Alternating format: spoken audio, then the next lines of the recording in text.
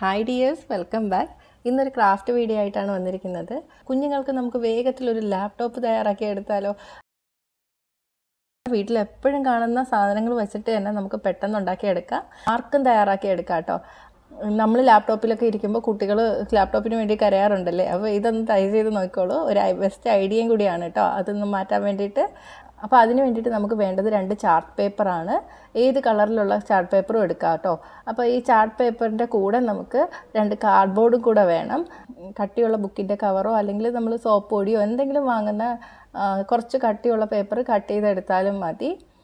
ഏകദേശം ഒരേ വലുപ്പത്തിൽ രണ്ടും മുറിച്ചെടുക്കുക. 2 എണ്ണം വേണം. ഇനി ചാർട്ട് പേപ്പറിൽ ഇത്രയും സ്പേസ് വിട്ടിട്ട് 2 എണ്ണം ഇതേപോലെ നേരെ അടുക്കി വയ്ക്കുക. ഈ നടുക്കുള്ള സ്പേസ് എന്ന് പറഞ്ഞാൽ നമുക്ക് ലാപ്ടോപ്പ് മടക്കി വയ്ക്കാൻ വേണ്ടിയിട്ടാണ്. അതിന് വേണ്ടിയിട്ടാണ് കുറച്ച് സ്പേസ് അവിടെ വിട്ടിരിക്കുന്നത്.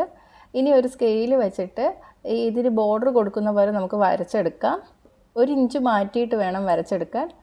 ഇതുപോലെ 1-1.5 ഇഞ്ചോ ഒക്കെ മാറ്റി വരച്ചെടുക്കുക. ഇതൊന്ന് നമുക്ക് മുറിച്ചെടുക്കാം. ഇതുപോലെ 2 എണ്ണം വേണം കേട്ടോ. ഇതുപോലെ 2 ഷീറ്റ് വേണം. അപ്പോൾ ഇത് മുറിച്ചെടുത്തതിന് ശേഷം വരച്ചിട്ട് വേറൊരെണ്ണം കൂടെ കട്ട് ചെയ്തെടുക്കുക.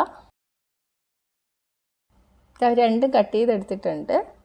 ഇനി നമ്മൾ നേരത്തെ എടുത്ത് വെച്ചിട്ടില്ലേ കാർഡ്ബോർഡ്, അത് ഇതിലോട്ട് ഒട്ടിച്ചു കൊടുക്കുക. നേരത്തെ വരയ്ക്കുമ്പോൾ വച്ച അതേ പൊസിഷനിൽ വെച്ചിട്ട് തന്നെ നമ്മൾ ഒട്ടിച്ചെടുക്കണം. ഒരെണ്ണത്തിൽ ഇതുപോലെ ഒട്ടിച്ചെടുക്കുക. ഇനി മുകളിൽ ഇതുപോലെ വയ്ക്കുക.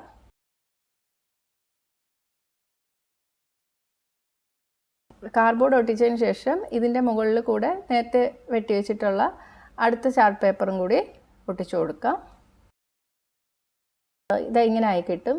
ഇനി നമുക്ക് സ്ക്രീനും കീബോർഡും ആണ് വേണ്ടത്. അപ്പോൾ നമ്മൾ അകത്ത് വെച്ചിട്ടില്ലേ കാർഡ്ബോർഡിൻ്റെ അതേ വലുപ്പത്തിൽ 2 പേപ്പർ കട്ട് ചെയ്തെടുക്കുക. അപ്പോൾ നമ്മുടെ ലാപ്ടോപ്പിനേക്കാളും വേറെ നിറത്തിലുള്ള പേപ്പറാണെങ്കിൽ നന്നായിട്ടിരിക്കും കേട്ടോ. ഞാനിപ്പോൾ വെള്ളയാണ് എടുത്തിട്ടുള്ളത്.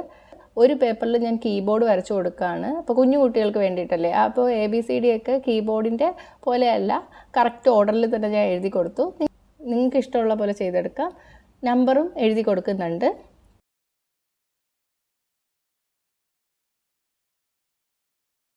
ഇനി അടുത്തതിൽ നമുക്ക് സ്ക്രീൻ വരച്ചു കൊടുക്കാം.